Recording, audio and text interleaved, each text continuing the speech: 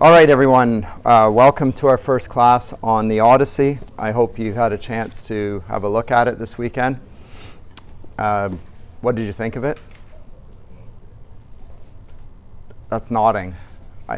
Was that, you think of it nodding, you think that it's, what does that mean? That's good? It's good? Okay. It's a good story. I don't know if you've got through it all yet, and I suspect you haven't because that was a lot of reading for a few days. But I wanted you to get ahead as much as you could because I'm going to give away the plot a little bit along the way. And I don't want to spoil it for you. It'd be better if you read ahead. And also there's a lot of reading, and you actually don't have anything assigned at the beginning of the semester, so I put the heavy reading at the beginning. And so it gets you into the swing of things right away. But I'm going to talk about the Odyssey today, and I'm not going to talk about the Odyssey on its own. I'm going to talk about it in the light of an epic that was written before it as well by the same author, a man we call Homer. We don't just call him that. He was called that by the Greeks, and he was revered as the great teacher of all Greece, all Hellas, as the Greeks called it. And Greece was not the nation state we know it as today. It was a collection of city-states. If you're doing ancient history, who's doing history this semester? Are you doing intro? Okay, so I assume that you're going to begin with some Greek history. I don't know if you'll do anything before that or not. Not exactly sure where you begin. But when you get to Greek history, you'll get to that period, particularly around the 4th century, when Athens is preeminent, and such an important period for philosophy, when we have Socrates and Plato, and shortly thereafter Aristotle. It's the great age of Athenian drama. So the great tragedians are writing in that same century. And they're all associated with Athens. But Athens is only one of the Greek city-states. There are others that you will know of who equally revere Homer. And those include Sparta.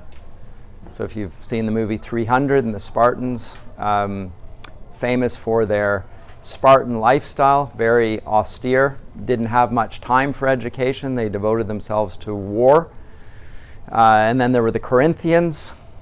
And then there were you name it. There were a wide variety of cities. The Thebans, we will come to the Thebans before long when we come to the tragedy as well. But these are all Greek city-states, and what they have in common is a reverence for Homer and the view of life that Homer presents. And they regarded Homer more or less as we would regard the Bible, as teaching all they need for life and godliness. He teaches them about the nature of the gods. He teaches them about the nature of the underworld. He teaches them what heroism is.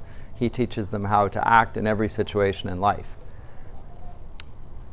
So that's why Homer is important to the Greeks. Why is he important to us? You may say he's not to you.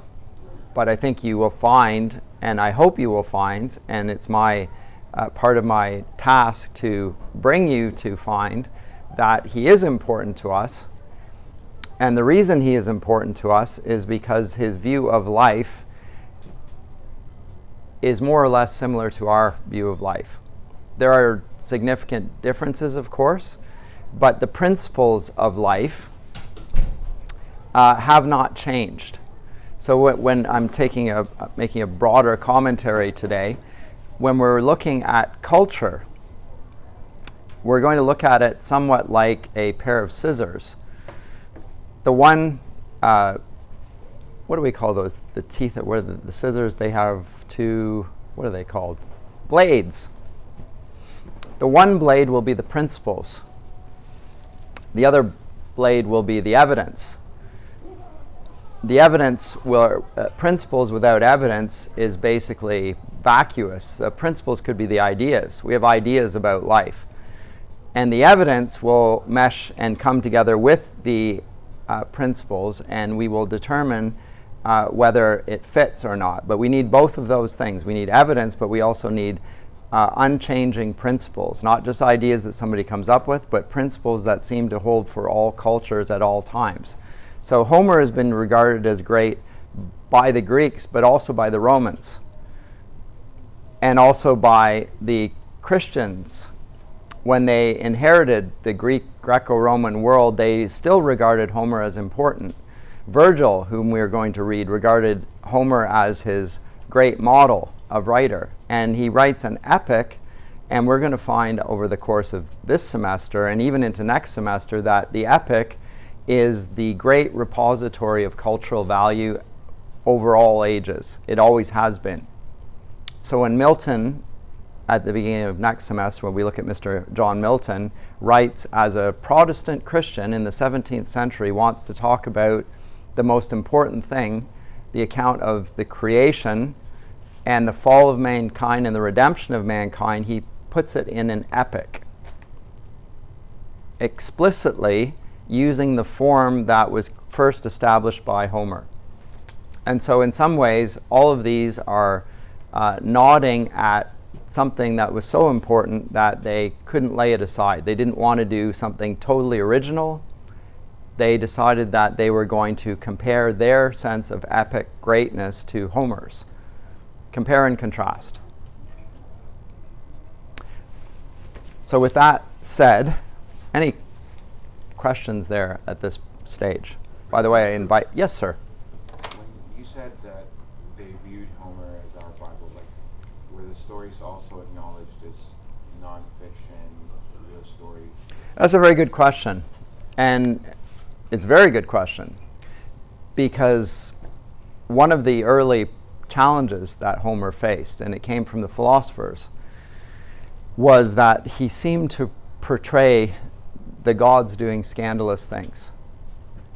Lying, committing adultery, stealing, cheating, fighting.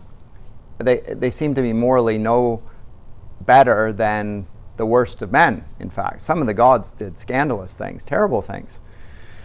So one of the charges of the philosophers, and we'll come to that when we look at Plato and his Republic, is that the place of the rhapsodes, and these are the singers of Homer's epic. So by the way, these were performed over the course of 3 days. The whole of the city would gather around and they would listen to the rhapsode sing of the story that we have in front of us here. And they would gather around the community and they would listen to this, and they would learn through that in the same way that Christians will gather around the Word of God, listen to a sermon. But this is a 3-day performance. Plato's contention, and he wasn't the only one, was that the depiction of the gods cannot be correct because they're immoral. It can't be correct. So then the question is, if we're not going to throw Homer out entirely, how do we understand what he is portraying? And they end up coming up with something called euhemerism.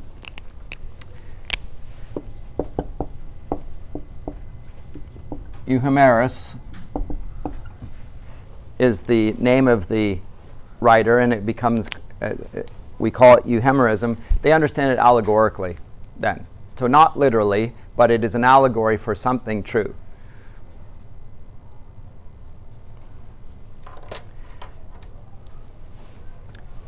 So thus begins the allegorization of reading. It actually begins not in the Middle Ages of Christianity, where there are varieties of allegories and allegorical ways of reading Scripture, but it comes first in this time, and it comes in the Greek community by the philosophers as a way of understanding things that seem repugnant, morally repugnant. And it's attributed to the gods, and they say this can't be right. So that's the normal way the philosophers approach it, is to read it on that level as an allegory of something true.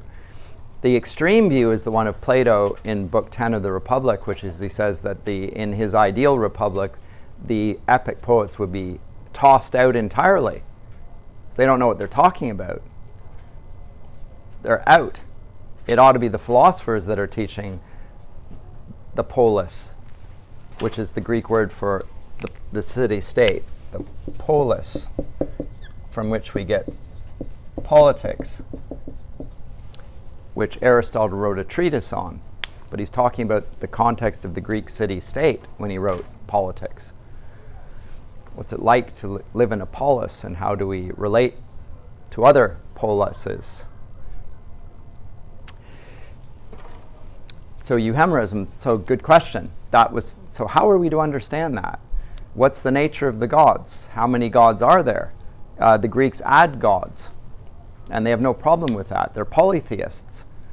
They believe in many gods. There are some that exist in the heavenly places. There are also gods in the underworld. The brother of Zeus is in the underworld. His name is Pluto. There are many gods. In fact, the whole world is filled with gods. Even the nymphs that we find Odysseus is going to meet in Book 5, a goddess, she's a goddess. She doesn't die. They're all around us. Gods are everywhere. And so they're polytheists, so they have no problem with the addition of another god to that pantheon of gods. But then the question becomes, how does morality fit together with this idea of the gods when the gods are so immoral? Anyway, let me get back to do a little bit of backtracking here. And I'll give you a little context here. Do I have a... Oh, it's all the way over there, so I have to unclip that. That's unfortunate.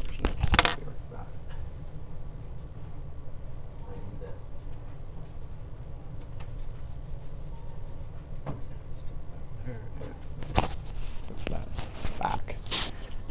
By the way, did anyone have a look at this online? The recording? It wasn't very good because I didn't have this on. It'll sound better this time. There's a history to the story of, really the story of the Odyssey, and the previous epic written by Homer are about the Battle of Troy and the Trojan War. It's a famous account, and it's so famous that it's not only important to the Greeks, it's important to the Romans. The Romans trace their origins back to the Battle of Troy.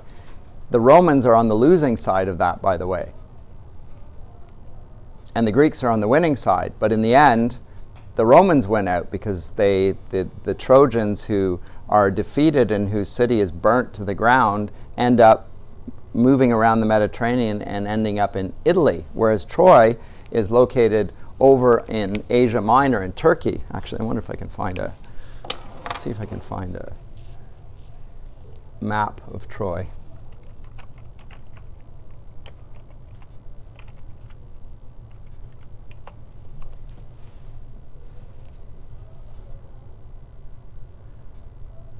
Now that should work. Ancient map of Greece. Hate this. It's not even big enough. Oh, you can't see it because it's not on. Unblank. There you go. That helps, doesn't it? Okay, so this is Greece here. Here, and over here is Italy, the boot. Looks like a boot. This is modern day Turkey. This is Constantinople, or as it's called today. What's it called today? Constantinople. Istanbul. Yeah, it is now an Islamic name. Constantinople, named after Constantine. What was that? Oh, there we go. Ilium, or Troia, is located right here. Now, for a long time, there was a question, and certainly in the Enlightenment period, I'm talking about 17th, 18th century, there was a question whether the events of the Trojan War were actually factual. Is this a story that was told? So this is one of the things you were asking about. There's a story here telling about certain men that lived, and telling about gods, all manner of gods, and all manner of supernatural beings like nymphs and dryads and such forth. Did this actually happen, or is this just a fictional story which they found entertaining and in some ways instructive? In the Enlightenment period, a scholar by the name of F.A. Wolf, German, school, part of the higher criticism school, in the same way that there's this higher criticism of the Bible in the 18th century. They also looked at ancient texts like the Iliad and the Odyssey. And he contended that the Iliad and the Odyssey did not have a single author. They were patchworks of other authors, and they were compiled later. That was Wolf's contention. And furthermore, there were some who believed that the accounts there were entirely fictional, that there was no Battle of Troy per se, or we had no evidence of it. And they could find no evidence of it, so they went to the place where Troy was supposed to be around here, and they found it wasn't there. There's nothing there. And then in the 19th century, a man by the name of Schliemann, Heinrich Schliemann,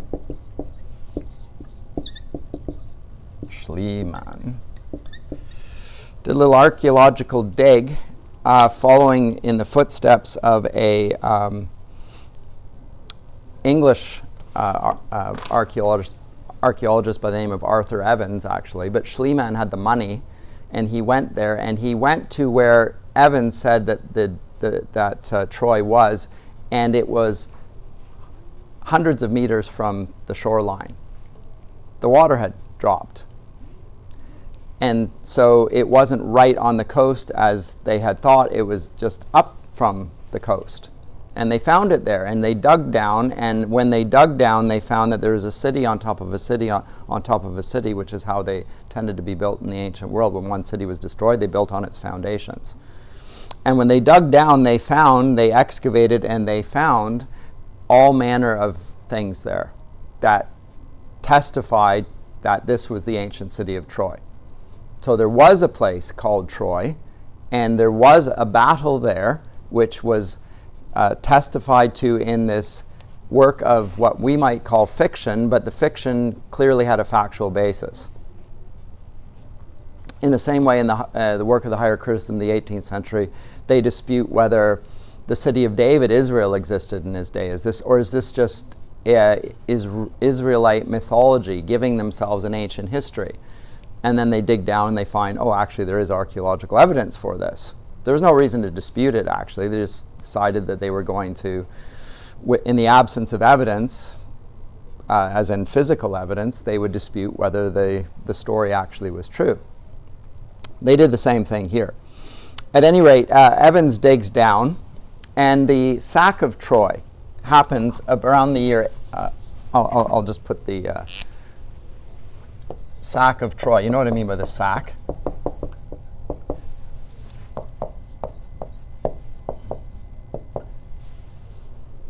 Basically just the plundering. Troy is a city that is brought down around 1200 BC. And then come a series of Dorian invasions. These are invasions from the north, around roughly 1100 BC.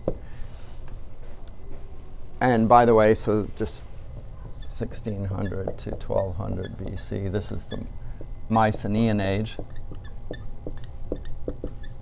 So there's a great civilization that lies behind the civilization of the Greco-Roman world, and it's here on Crete. It's an ancient culture that predates the culture of Homer. So around 1100, the Dorian invasions take place, and they basically wreck stuff, vandalize, loot, and little is left over. Homer writes his epics probably sometime around 800 BC. So when he does that, and there's a lot of scholarly speculation here, but around 800 BC, this is finally written down. Is it one author? Is it multiple authors? Is there a man called Homer, or is this just a name that they give to a compilation of other authors? I won't get into all of that here. I don't think it's helpful or necessary for a first-year lecture. But it's clear that he did write this, and it was attributed to Homer by the Greeks. The Greeks didn't ever suggest there was a compilation of authors. They thought it was this man, Homer, that wrote it. Okay, so we'll go with that, as far as I'm concerned. There's some other facts about Homer that I would like you to know, and I think you might find interesting. Homer was reputedly blind. Interesting. The great poet of arguably any language was a blind man who had a terrific capacity for language and a terrific memory, because he would recite all these things, and the recitation was pretty much verbatim. But there were suggestions. There were different versions out there, and so in the 6th century, so let's say 600 BC, but it's not exactly that date, there is a tyrant called Pisistratus who decides that there has to be an official Greek text of Homer, so that we're sure that this is what I'm talking about. It's almost like a Bible, not different variations. This is the text. The Greek tyrant Pisistratus decides that there has to be a standard Greek version of Homer, so that we can all agree on what he said and sang. And all these will tell of two great men, one and two great events. The one is the account of the Battle of Troy. That's told in the Iliad by Homer. Oh, that was a little too far and I stepped on the cord. So that's a little excitement for the viewers. How about that, eh? Hopefully didn't destroy anything. Should we try that again? I should get my blood going there. That's told in the Iliad. Now, the Iliad is the account of the Battle of Troy, but this battle is not a single battle. It takes place over the course of 10 years. The chief hero of the Iliad is a figure by the name of Achilles. You've heard of Achilles. Or if you haven't heard of Achilles, you've heard of your Achilles heel. That's how Achilles died. He was shot in the heel. The account of Achilles being shot in the heel is not told in the Iliad. Achilles doesn't die in the Iliad. We know he's going to die, but it doesn't happen in the Iliad. So there's no more known about Achilles and Odysseus than is actually told in the two epics. So the epics are there to tell a story, but they're not to tell us every detail about the characters. But everyone knows that Achilles dies, and he dies young. He gets shot in the heel, furthermore. But the Iliad is a war story. I almost put that on the course, but I thought it was either the Iliad or the Odyssey. And I've always come down on the side of the Odyssey. The Odyssey, on the other hand, is also an account of 10 years. But these 10 years are 10 years of wanderings after the Trojan War is over, when the heroes of the Trojan War return home. By that I mean the Greek heroes, because they're the victorious. And they have to get home. It takes Odysseus. Now, look at this. Here's Troy, and he lives somewhere over here. It takes him 10 years to get back there. That's not that far. But all manner of obstacles come in his way. Chiefly, the gods they're angry at Odysseus, and they don't want him to get back. And so he is going to suffer. But these two men are the Iliad and the Odyssey. Tell about two men, Achilles and Odysseus, who could not be more unlike in some ways. In some ways. Certainly their heroism is very different. So let me just talk about their heroism briefly, and then I'm going to go back to where I was. For Achilles, it's told of Achilles that if he is going to be great, he is going to have to die young. So he has the choice in life. Do you want to be a great man whose name is sung for ages immemorial, but die at a young age? Or would you like to live to a ripe old age with no fame? And Achilles wants the fame. He's willing to die. So it's really a conflict between nostos, I'll put it first, kleos, which is fame, versus nostos. Now, nostos is a Greek word, which we don't have an equivalent in English. It's the return home. So if Achilles is going to gain his fame, his kleos, he can't return home. That's the price he'll pay. He will never return. Whereas Odysseus is the exact opposite. His fame will only be achieved if he does return home. And when we start the Odyssey, he can't get home.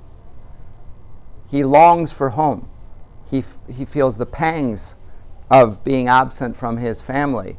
People are talking about Odysseus, but they don't know what happened to him. His greatness cannot be achieved until he gets back home.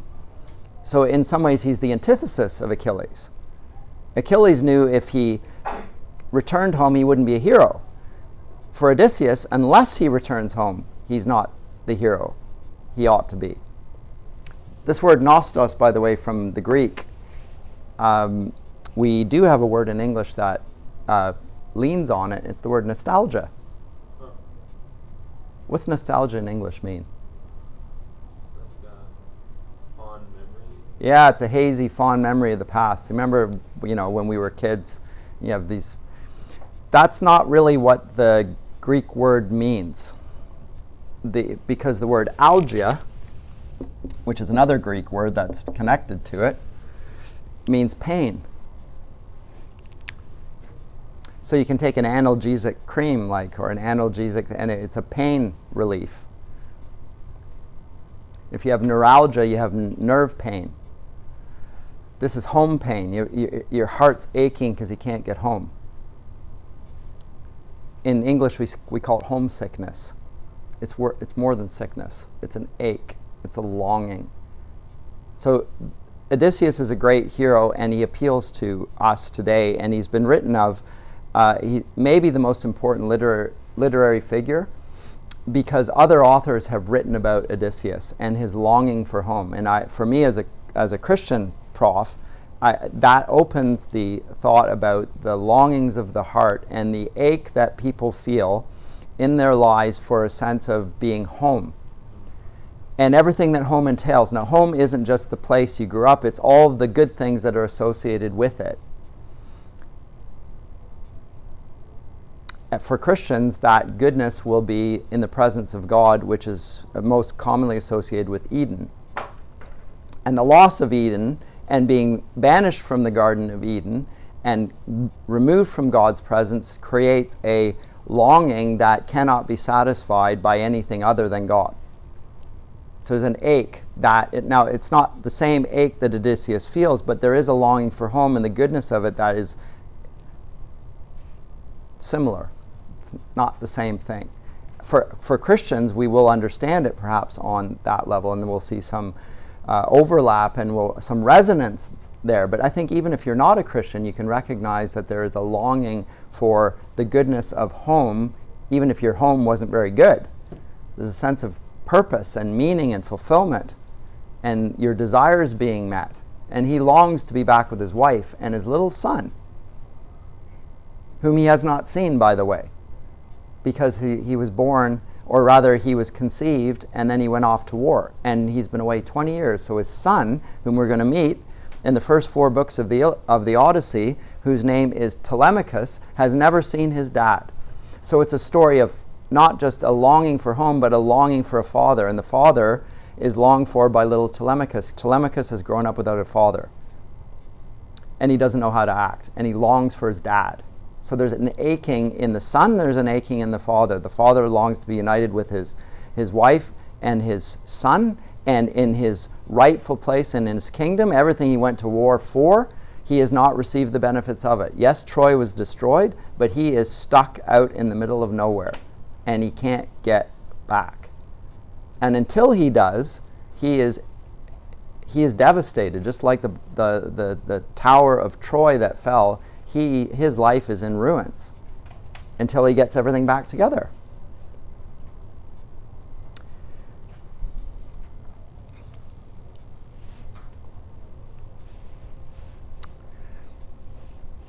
I'll erase this. But this is the map of Troy.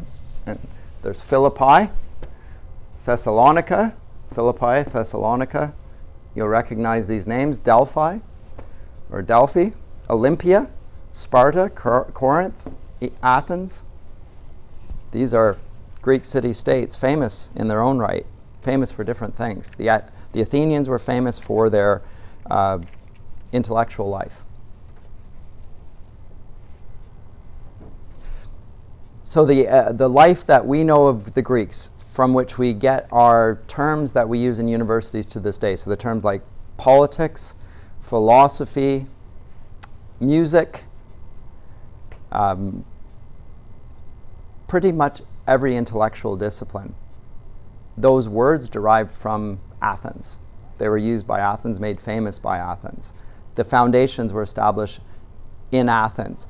The Athenians built on the foundation of the stories told in the Iliad and the Odyssey. So there's a greater foundation, a greater civilization that the Athenians are paying tribute to in these stories. So when they are telling this, they're not just telling a story of interest. They are thinking there was an age when there were great men that walked the earth, and they were godlike men. Those men no longer exist. It's a loss of a greater world. There's a sense of loss and not a sense of progress. I need to say that because in our day, ever since the Enlightenment, we tend to think that history is always one of progress, where things get better and better and better. Right, the world's better, people are better. We no longer believe in fairy tales and myths and legends. And we're on the pinnacle of history looking downwards, and the downwards in the muck of superstition and immorality and so forth, and we've moved beyond those fictions. That's not their understanding. Their understanding that there was a greatness in the past that they have descended from, and they may never get back. There's a sense of loss. That sense of something that was lost, which was greater than what we currently possess, is also the Christian view, I will submit to you. So the Christian faith does not fit very well with the progressive ideology, and that's because the progressive ideology is not true, by the way.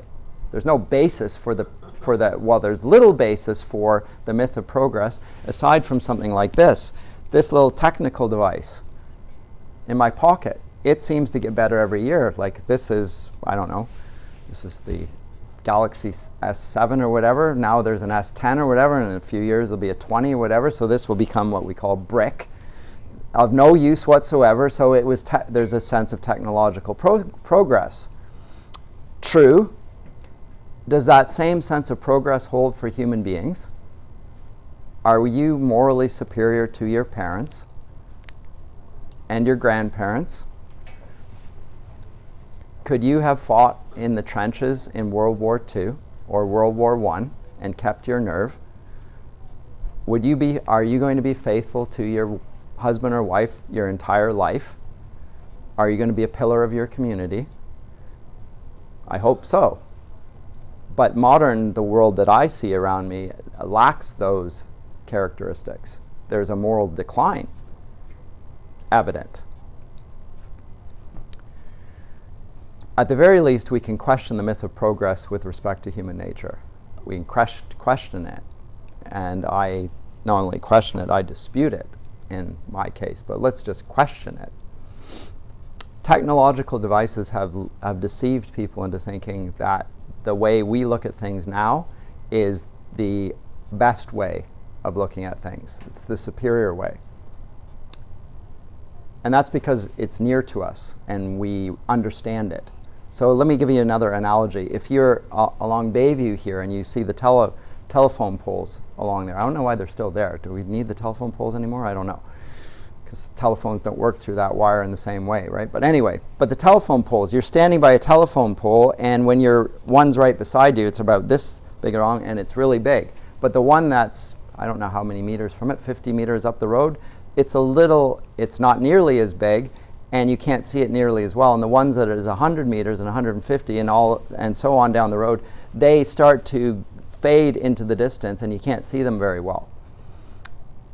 But we think that this telephone pole is more substantial precisely because of that trick of the eye that comes from distance. Let's not be deceived about the fact that just because Homer wrote 2,800 years ago, that what he says is any less substantial. That's a fallacy. I would contend that what Homer writes is as relevant as our contemporary fiction, and perhaps more so, and I think it is more so. And I would say the same thing of the Bible, and 10 times over. Because Homer, or rather the Bible, does not tell fairy tales about immoral gods. It tells truthful accounts revealed by God, of God and his ways, upon which lives have been built and are built to this very day. So, let me go one last thing. Let me come now to the Odyssey itself. The first lecture, I'm sorry, is a lot of preliminaries, but I need to set the stage. It's 24 books. And you've seen that yourself from doing a little bit of the reading. The 24 books have a structure to them. So this is what's interesting about it. Homer is blind.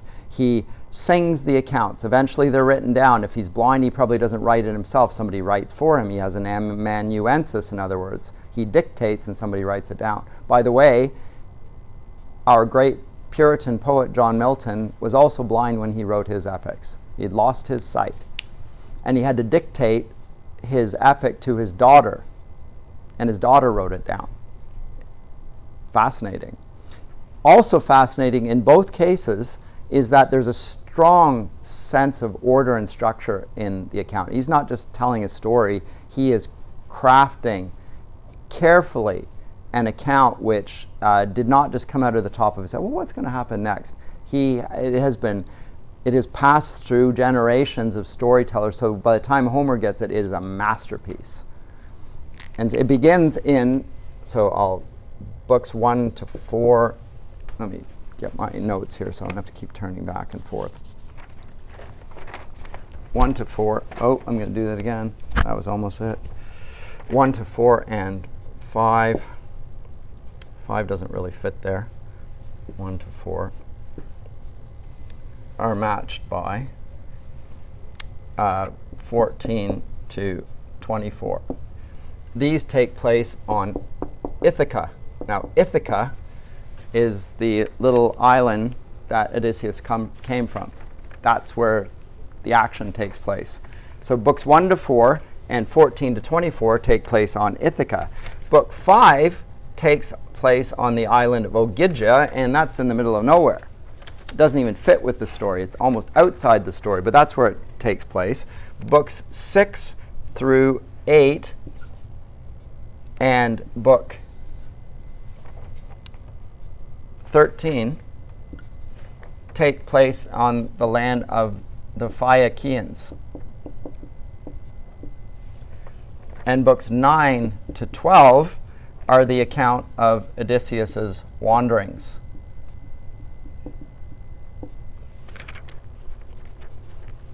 So 5 doesn't really fit at all in terms of the symmetry of the book, and we'll talk about that in a minute. But books 1 to 4 and books 14 to 24 all take place on Odysseus' home turf, the place he's trying to get back to. And then he begins on the land of Ogygia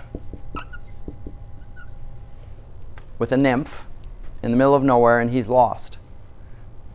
And he'll get off the island and he will land in the place of the Phaeacians. Now, the Phaeacians are a godlike people descended from the Greek gods themselves. and they seem to have this space between the gods and people. They're sort of demigods themselves. And he lands there, and when he lands there, he tells them the story of how he has been wandering in books 9 to 12, of how he spent the last 9 years wandering. And then in book 13, they send him off, and then he goes back home. But that's the structure of the story. You can see it's quite symmetrical in many ways. Books 1 to 4, then, which take place on Ithaca, Odysseus is not there. Therefore, he's not a character in books 1 to 4. So it's called the Odyssey. It's about Odysseus, and yet we see no account of Odysseus in those first 4 books. They're about his son, whose name is Telemachus, and therefore scholars call this the Telemachy. It's almost like a story within a story. The account of a boy who grew up without a father.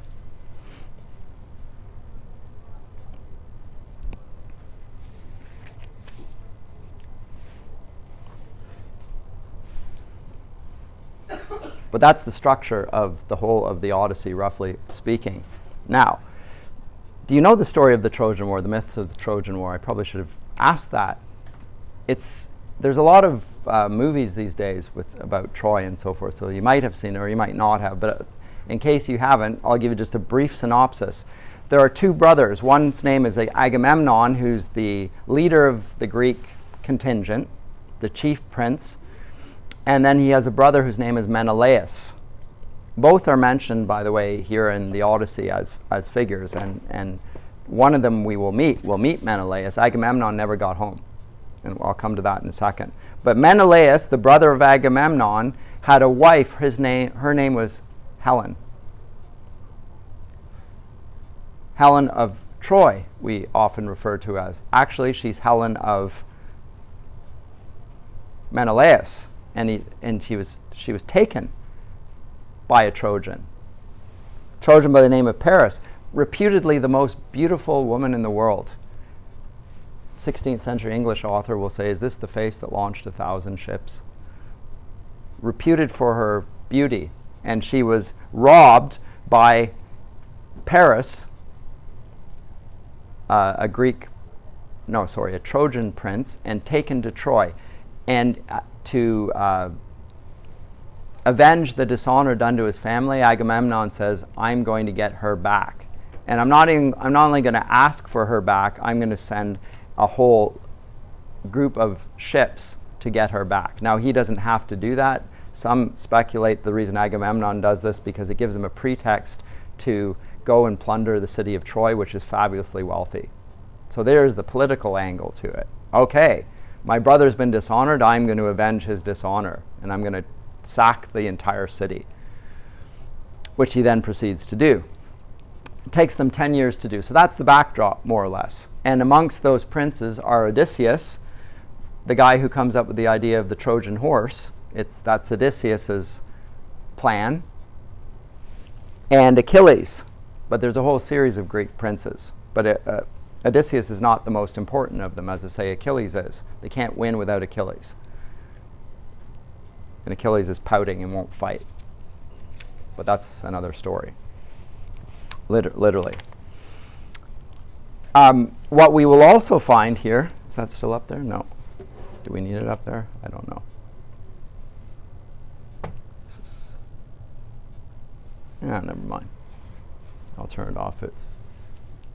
I probably don't need it. There's a story within the story. No, I've suggested the story within the story right here already. Odysseus he's a character who we don't meet until book 5, and we hear about him as a character in books 6 to 8, book 13, and books 14 to 24, but the character speaks within the story in books 9 to 12. So he's a character, but he's also a storyteller. And he also hears accounts of himself by other storytellers. So there's a lot of storytelling. The Odyssey is a book about storytelling. And there are bards that sing about storytelling, and these are, of course, figures of Homer himself. These are men like Homer, and Homer reveres them as storytellers. And he seems to think that there's a lot more to their storytelling than mere entertainment. they're telling something incredibly important. But there are two main stories that are being paralleled here, and I'm going to come to this in book 1, and then I'll actually finally open the Odyssey and we'll speak of it. They're the story of two men, Agamemnon on the one hand, and Odysseus on the other. Now these are two of the great Greek princes returning back from Troy. Agamemnon, unfortunately, returns home to his wife, Clytemnestra, and finds that she is shacked up with a man by the name of Aegisthus. Well, he's been away 10 years. She doesn't know if he's alive or dead. I don't mean to excuse it, but Aegisthus. And they plot to murder him, which they succeed in doing. So Agamemnon, the leader of the Greek host, sacks the city of Troy only to have himself betrayed by his wife and another man and murdered. He's murdered. This is a terrible act. Because not only has they murdered a man, they've murdered the king. This brings out anarchy in the kingdom. This is a terrible act. The gods are offended by this terrible act. But he is avenged by his famous son Orestes. So later Greek tragedies will speak, the Oresteia talks about the exploits of Orestes in avenging his father's murder and the capital offense done against him. So he not only murders Aegisthus, he also murders his mother, which is also a terrible crime. So this is another problem. For justice to be done, his father's murder needs to be avenged. But on the other hand, you murder your mother, this is a problem, even in the Greek culture. So he's faced with a dilemma. Do I avenge my father, which I have to do? And by the way, the gods approve of what he did. The gods regard what Orestes did as praiseworthy in taking vengeance and blotting out the injustice that is done. Odysseus has a parallel. At home, he has a wife. The wife's name is, do you remember? Penelope. Thank you. She doesn't have one suitor. She has a whole camp of suitors. So we'll just stick the suitors in here. And she also has a son, and they have a son, and his name is Telemachus. Now, when we open the Odyssey, the death of Agamemnon has already taken place, or the murder of Agamemnon has already taken place. And it's such a scandalous event that the gods themselves are talking about it. And they're worried because this man, Odysseus, is going to come home not just to one suitor who wants his life, but a whole host of them. So it's not only that he can't get home. When he gets home, he is going to face something 100 times worse than Agamemnon did. And what happened to Agamemnon? It was a great injustice. It was so great that the gods themselves are scandalized. And so we're left with two men, Odysseus and Telemachus, trying to bring the family unit back together. And the wife, furthermore. How are they? And there's a comparison and a contrast going on. This man we will meet in the underworld. His brother will meet in book 3. He's still alive. Menelaus. But she was scandalous. He was scandalous.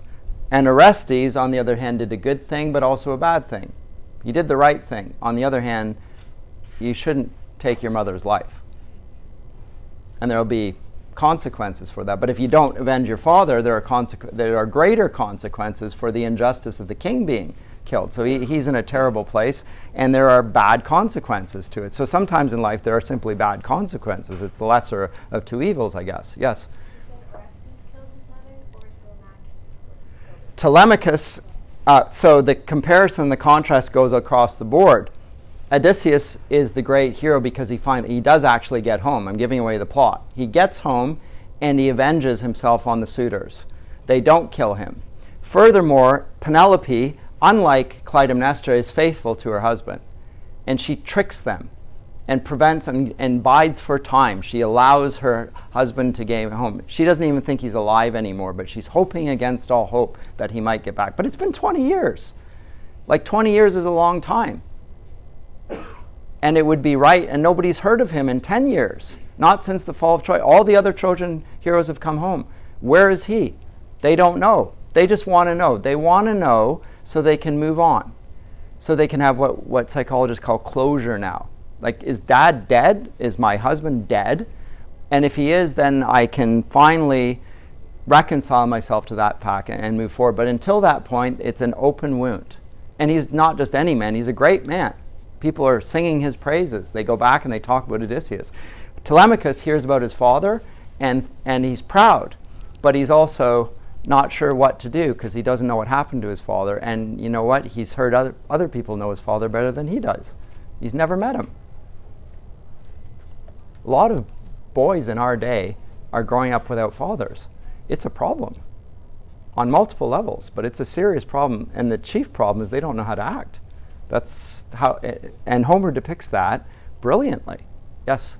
Who or what exactly are the suitors? Like what are they? The suitors are Greek men who are of aristocratic birth. They're not the king of Ithaca or the. Trying to rule and take over. They're trying to take over. Well, in the absence of I have to talk a little bit about what the king and what he represents. The king represents justice and order in the kingdom.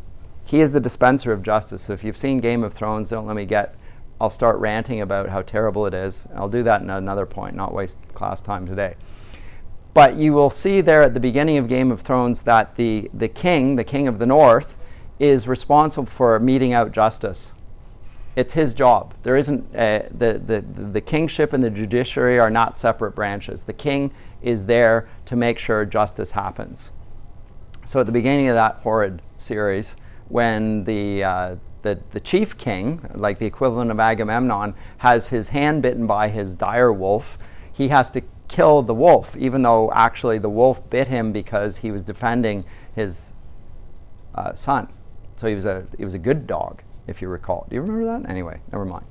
But it's his job. The point is that it's the job of the king that justice be done. And if the king isn't there, injustice reigns. And that's the problem with his kingdom. So he's gone away to rectify the injustice done to Agamemnon's brother. And the terrible cost of that is he's left his kingdom unguarded. And there's nobody there to bring about law and order. And so he's been left in, his life has been left in chaos. So it's not just Odysseus that can't get home and he's homesick. Everyone wants him back as well. And in the absence of that, the bad guys come in and they start eating him out of house and home. And they're vying for her name or for her hand in marriage because one of them, if they marry her, well, then he's going to become the king. But there are ways of doing that. They could do it respectfully. They're not. They're sitting around the table and they're drinking and they're eating his food and they're sleeping with his servants. And they're abusing his son and they're abusing her. They're verbally abusing her. They want her in marriage, but because she's a trophy and will give them power. They don't love her, right? So there's a lot of abusive behavior going on and there's nobody to stop it. And she's longing for Odysseus to come home and fix these guys, sort them out. And so is his son Telemachus. Now Telemachus is 20. When you're 20 years old, you're pretty physically mature. He could, and he would be considered a man able to go to war at this stage, but he's never left home. So when we meet him, he's somewhat of a pathetic figure. But everyone tells him that he looks a lot like his dad. I don't think that helps him much. That actually causes him to feel bad about himself because he's nothing like his father. Might look like him, but he can't act like him, and he doesn't know what to do. Let me begin the Odyssey. I'm not going to get very far into it, but I'm going to read the first few lines, and I'm going to make a few comments about that. This book, page 27, if you've got this version. And I talked about the features of the epic in terms of the structure, I want to make a few other prefatory comments, and then I will come to what the gods decide to do to help this man Telemachus become more like Orestes. Because to give away the plot, Odysseus is going to come home and he and his son are going to take care of the suitors. But he's got to be prepared to do that at the moment he's not up to the task. Because he never met his father, he never saw him, whereas Orestes probably, it was only 10 years absence, and he might be a bit older and he knows how to act a little bit. Whereas Telemachus does not. But we will begin with this, and this famous invocation. When I say invocation, he's calling on a divine figure, something called a muse. Now, a muse they are daughters of Zeus. They're divine figures themselves, and there are 9 muses, by the way. There's one for epic poetry, there's one for tragedy, there's one for comedy, there's one for all manner of things. Now, these are figures of inspiration. The poet wants to tell a story that is greater than his ability to tell. He needs divine inspiration. Tell me, Muse, of the man of many ways, who was driven far journeys after he had sacked Troy's sacred citadel. Many were they whose cities he saw, whose minds he learned of.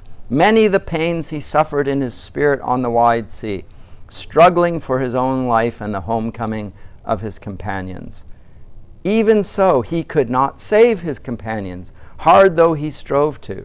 They were destroyed by their own wild recklessness, fools who devoured the oxen of Helios, the sun god, and he took away the day of their homecoming. From some point here, goddess, daughter of Zeus, speak and begin our stories. Our story. So there's the invocation of the muse by the poet, and at this point, the muse takes over. We can't tell by looking at the site, but now the muse is speaking and assisting him. So the two are working together. So he has divine inspiration and help to tell this story.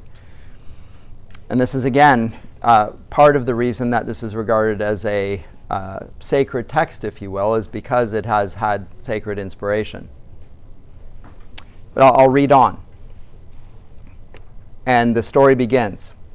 Then all the others, as many as fled sheer destruction, the others are referring to the Greek heroes, were at home now, having escaped the sea and the fighting. This one alone, longing for his wife and his homecoming, was detained by the queenly nymph Calypso, bright among goddesses, in her hollowed caverns, desiring that he should be her husband. But when in the circling of the years that very year came in which the gods had spun for him his time of homecoming to Ithaca, not even then was he free of his trials, nor among his own people. But all the gods pitied him, except Poseidon. He remained relentlessly angry with godlike Odysseus until his return to his own country. But Poseidon was gone now to visit the far Ethiopians, most distant of men, who lived divided, some at the setting of Hyperion, some at his rising, to receive a hecatomb of bulls and rams. He went there to be sacrificed to and to receive the delight from the sacrifice. There he sat at the feast and took his pleasure. Meanwhile the other Olympian gods were gathered together in the halls of Zeus. First among them to speak was the father of gods and mortals, for he was thinking in his heart of stately Aegisthus, whom Orestes, Agamemnon's far-famed son, had murdered. Remembering him, he spoke now before the immortals. Oh, for shame! How the mortals put the blame upon us, gods, for they say evils come from us. But it is they, rather, who by their own recklessness win sorrow beyond what is given. As now lately, beyond what was given, Aegisthus married the wife of Atreus' son and murdered him on his homecoming. Though he knew it was sheer destruction, for we ourselves had told him, sending Hermes, the mighty watcher, Argefontes, not to kill the man, nor court his lady for marriage. For vengeance would come on him from Orestes, son of Atrides, whenever he came of age and longed for his own country. So Hermes told him, but for all his kind intention, he could not persuade the mind of Aegisthus. And now he is paid for everything. So the story begins with the story of, again, this man, Agamemnon's homecoming, or his unhappy homecoming. He comes home and he's murdered by Aegisthus. But Aegisthus himself was warned by the gods not to do what he did. And everyone blames everything on the gods. So Zeus is complaining that human beings blame the gods for everything. When in fact, and this is what you're going to find interesting, but I'm not going to spend too much time here. I'm going to talk about this more when I come to the tragedy. The Greek view of life is not that the gods orchestrate everything. Rather, everything is fated. And the fates rule over the gods.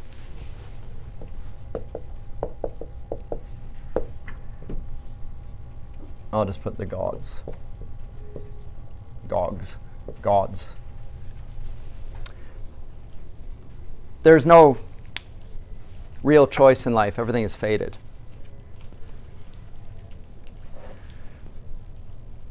Achilles was fated to die young.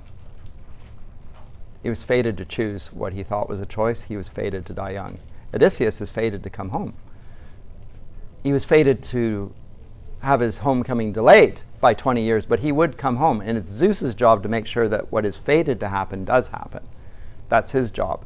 And the reason he has difficulty with that is the gods resist the fates, and they fight with Zeus.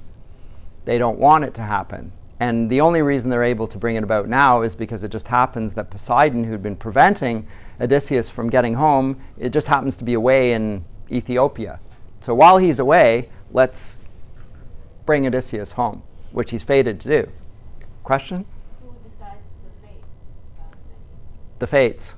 There's nobody above the fates. So the fates are deterministic. This is a deterministic universe. Free will does not really exist per se. The appearance thereof. Is the will of Zeus always in line with the fates? Or Uh, does he go against it as well? He is required to. And if he doesn't, he will fall. It's possible, just like his father fell. His father being Saturn. His father was brought down by Zeus. So the gods themselves are not gods in the sense that we think of God as being supreme. Zeus is supreme amongst the other gods in the sense that he's the most powerful, but he's not supreme in the sense that he can't be brought down from his position of power. And what is fated to happen will happen, and it can't be resisted.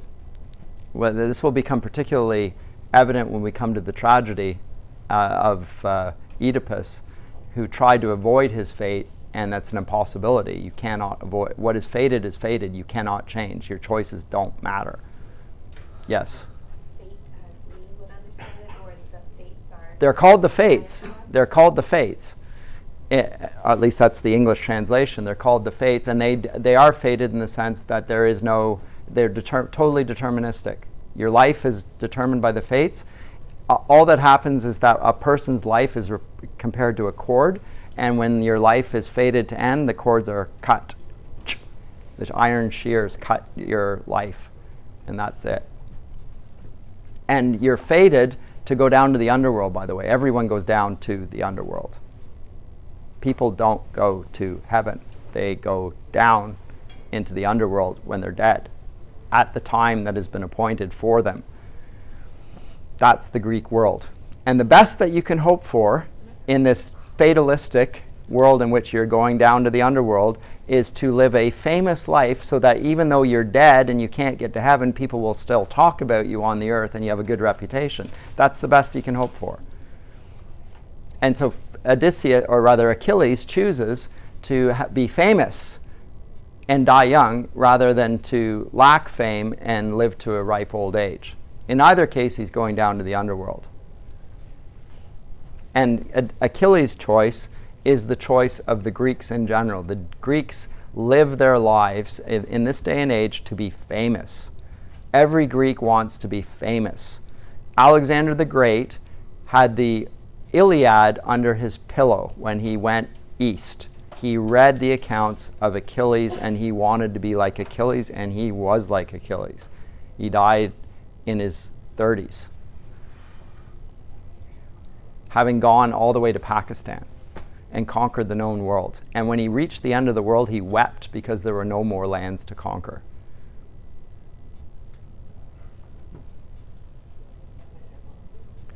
These are not men that you would want to be friends with, because they wanted to be first in all things. They had Olympian games in which they vied for the greatness of who's the fastest, who's the strongest, whatever. They would also have contests of poetry. We'll come to those as well. All its contests and all to establish greatness and so forth. That's the context of the Greeks there. They can't be like the immortals, but their fame can be immortal in the sense that people will always speak of Achilles and Odysseus and so forth. But their life is fated to end up down there. And it bothers them. Homer's troubled by it. Homer himself is troubled by it. Doesn't seem right. Is Odysseus not in many ways superior to the gods? Yes, in some ways he is. But he's a mortal and they are immortal. That's the difference. That doesn't seem just. So the injustice of the world that they live in is at least mentioned or alluded to by Homer.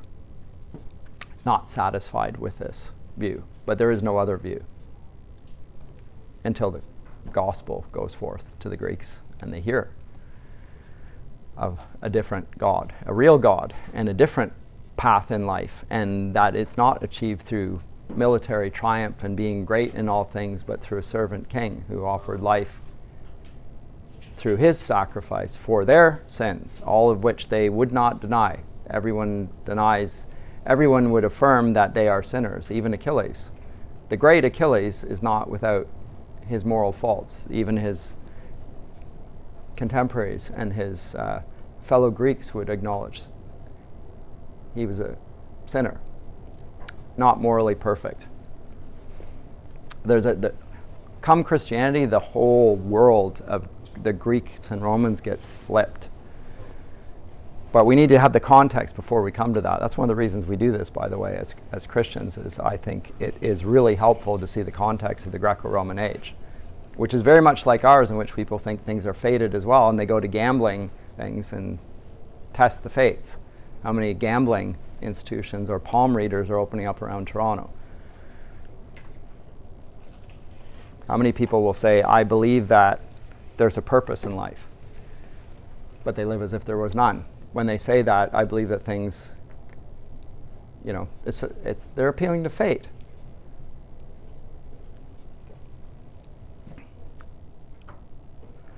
But Zeus himself is so scandalized by this that he speaks of what happened to Agamemnon to the other gods, and he says, let's not let it happen to Odysseus. So we're going to bring him home. And when he says this, then who comes in and speaks? Line 44. Then in turn the goddess, gray-eyed Athene, answered him, Son of Kronos, our father, O lordliest of the mighty, Aegisthus indeed has been struck down in a death well merited. Let any other man who does thus perish as he did. But the heart in me is torn for the sake of wise Odysseus, unhappy man, who still, far from his friends, is suffering griefs on the sea-washed island, the navel of all the waters, a wooded island, and there a goddess has made her dwelling place. She is daughter of malignant Atlas, who has discovered all the depths of the sea, and himself sustains the towering columns which bracket earth and sky and hold them together. This is his daughter. She detains the grieving unhappy man, and ever with soft and flattering words she works to charm him to forget Ithaca. And yet Odysseus, straining to get sight of the very smoke uprising from his own country, longs to die. But you, Olympian, the heart in you is heedless of him. Did not Odysseus do you grace by the ships of the Argives making sacrifice in wide Troy? Why, Zeus, are you now so harsh with him? By the way, Athena is the daughter of Zeus. She sprang out of his head. That's how she was birthed. The goddess of wisdom popped out of the side of Zeus's head. She's upbraiding him. Why? Because as we're going to find out, Odysseus is Athena's favorite. He's her pet. Most like him in all of his ways. And what does Zeus say in response? Then in turn Zeus, who gathers the clouds, made answer, my child, what sort of word escaped your teeth's barrier? How could I forget Odysseus, the godlike, he who is beyond all other men in mind, and who beyond others has given sacrifice to the gods, who hold wide heaven? So, two features of him: intelligence and wisdom, but also piety. He's treated the gods well. Important feature. Recommended to Homer's audience as a consequence. His wisdom and his piety. It is the earth encircler Poseidon, not me, who ever, relentless, nurses a grudge because of the Cyclops, whose eye he blinded. For Polyphemus, who's the name of the Cyclops, like a god, whose power is greatest over all the Cyclops. Theusa, a nymph, was his mother, and she was the daughter of Phorcys, lord of the barren salt water. She in the hollows of the caves had lain with Poseidon. For his sake, that is, Polyphemus' sake, Poseidon, shaker of the earth, although he does not kill Odysseus, yet drives him back from the land of his fathers. But come, let all of us who are here work out his homecoming, and see to it that he returns. Poseidon shall put away his anger. For all alone and against the will of the other immortal gods, united, he can accomplish nothing. So now you get a sense of what the gods are like. There's a battle amongst the gods, and they have to deceive one of them in order to get the right thing to happen even. It's a very interesting portrait. Again, the philosophers are scandalized. Like, the gods are wanting bad things for the wrong reasons out of favoritism. Like, how are they different from earthly parents? And they have no sense of common justice or common good. They have their own selfish identity. This is my little group. I'm going to look after my tribe. How can this be justice? Good question. So now Athena answers him. How are we going to do this? Son of Cronos, our father, O lordliest of the mighty, if in truth this is pleasing to the blessed immortals, that Odysseus of the many designs shall return home, then let us dispatch Hermes, messenger of the gods, the guide, the slayer of Argos, to the land of Ogygia, which I mentioned. We'll come to Ogygia in book 5. So that with all speed he may announce to the lovely-haired nymph our absolute purpose, the homecoming of enduring Odysseus, that he shall come back. But I shall make my way to Ithaca so that I may stir up his son a little and put some confidence in him, to summon into assembly the flowing-haired Achaeans and make a statement to all the suitors who now forever slaughter his crowding sheep and lumbering horn-curved cattle. And I will convey him into Sparta and descend to Pylos to ask after his dear father's homecoming. He's going to ask Menelaus, who's the king of Sparta, whose wife Helen was the face that launched out, and we're going to meet Helen, who's back there with him. We'll come to that in book 3. But that's what she's going to do. She's going to prepare Telemachus for what has to happen. And in order to do that, he's got to get out from under his mother's skirts. He's got to get out of home. It needs a little worldly experience. He needs to learn to stand up for himself. And in order to do that, he can't just be commanded. He needs to be, an example needs to be set for him. And who will the example be? Well, it will be Athena herself, who will go down and speak to him. When she speaks to him, how does she appear to him? Do you remember? Who is it that speaks to Odysseus? Telemachus. It's an old man. What's his name? Did you get it? Do you remember?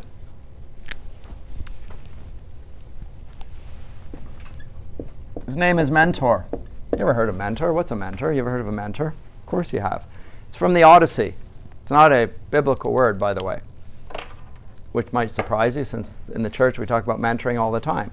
A mentor is an old man who looks after a younger man. A parent, a father can be a mentor to his son, of course.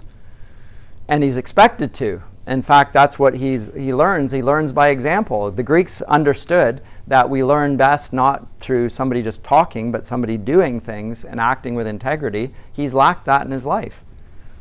He's lacked a mentor. So now an old figure of wisdom comes into his life. This is Athena, who appears as an old man. Why? Because he will listen to an old man in a way he would not a woman. Because she's different than him. He needs a man to tell him how to act manly, because that's what he needs. She is also going to appear to Penelope and strengthen her, by the way. She doesn't appear as mentor when she speaks to Penelope. So again, something is being taught there about how wisdom is best received and from whom. So older men ought to mentor younger men, and women, younger women, so forth. You even see that in Scripture. And it's just, I would say this is not only commended as a principle, there's a practice of it, and it just works. Provided your mentors are good ones, and not like the suitors, rapacious, deceitful, self-interested, but good moral individuals.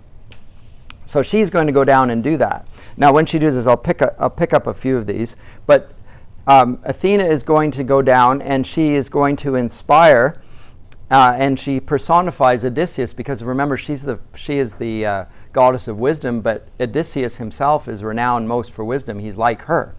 So if she goes down, she's going to be like the husband and father that has been lacking in the home, the voice of wisdom. And she will encourage both of them what to do. One of the things we're going to find Penelope does is she tricks the suitors and deceives them through this ridiculous ruse of weaving a funeral shroud for her father-in-law who's not yet dead. And she says, when I finish that, as soon as I finish that funeral shroud, I'll marry one of you. And during the day, she's weaving away at the loom, and at night she unweaves it. And this goes on for 3 years. Now they have to consume a lot of wine to not figure out that it doesn't take 3 years to finish a funeral shroud, because she's busy at it during the day and it unweaves it at night. Well, I mean, you'd think you'd figure it out. But they don't. So it's a pretty good trick. Or the wine's very good. At any rate, that's Penelope. She's deceitful. We're going to look at next class and going forward this portrait of virtue, which the Greeks call wisdom, but is not like a Christian understanding of wisdom, because it's not truthful. It's the opposite. Yes? Wasn't the wine also, there was something put in to like relieve any pain or something? Maybe. Fortified in some ways. I don't know what it would be. But maybe it helps them forget as well. I don't know. I don't know about that. But you might be correct. I know that they do sometimes put things in the wine to fortify it, for sure. But we have Athena, and we have him coming to Telemachus. So I'll pick it up next time in books at the beginning here, but then I'm swiftly going to try and catch up on all the books that I didn't get to. I'm supposed to get to book 5 next time, right? Well, I will. I'll get to it. Don't worry. But it speeds up that way. Okay, so please read ahead. As I say, try and finish it, but I'm going to go all the way to book 12 next time. Oh, by Wednesday? By Wednesday. Yeah, that's why I said start trying to read the whole thing at once, because it moves quickly. Okay? So I'll see you then.